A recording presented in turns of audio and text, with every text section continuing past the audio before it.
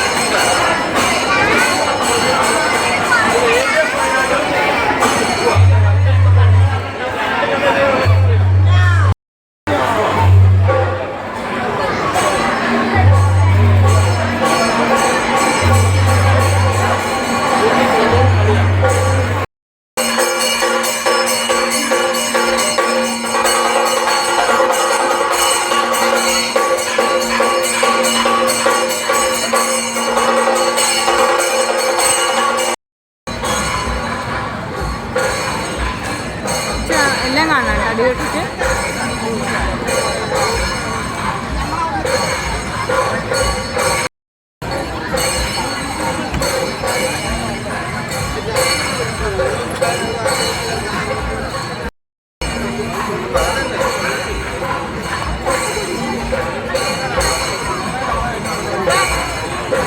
അങ്ങനെ ഞങ്ങൾ ഗാനമേളയും പന്തലും ഒക്കെ കണ്ട് കാവ് പറമ്പിൽ കൂടെ 2-3 റൗണ്ടൊക്കെ ചിറ്റിയിട്ടോ. അടിപൊളി ഗാനമേളയായിരുന്നു ഗൈസ്. നല്ല ലൈറ്റിങ്ങും സൗണ്ട് എഫക്റ്റും അടിപൊളിയായിരുന്നു. ഞങ്ങൾക്കൊക്കെ എല്ലാവർക്കും ഇഷ്ടപ്പെട്ടു.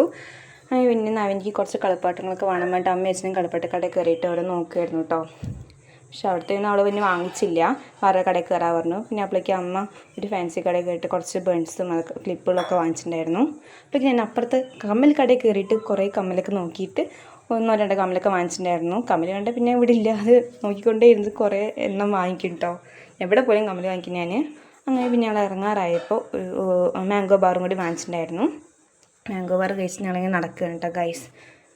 വണ്ടി അങ്ങനെ കൊണ്ടുവരാൻ പറ്റില്ല, കാരണം നല്ല ബ്ലോക്ക് ഉണ്ടായിരുന്നു. അപ്പോൾ ഞങ്ങൾ റോഡിൻ്റെ അവിടെ നിർത്തിയിട്ട് ഇത് നടന്നിട്ട് ചെയ്തത്.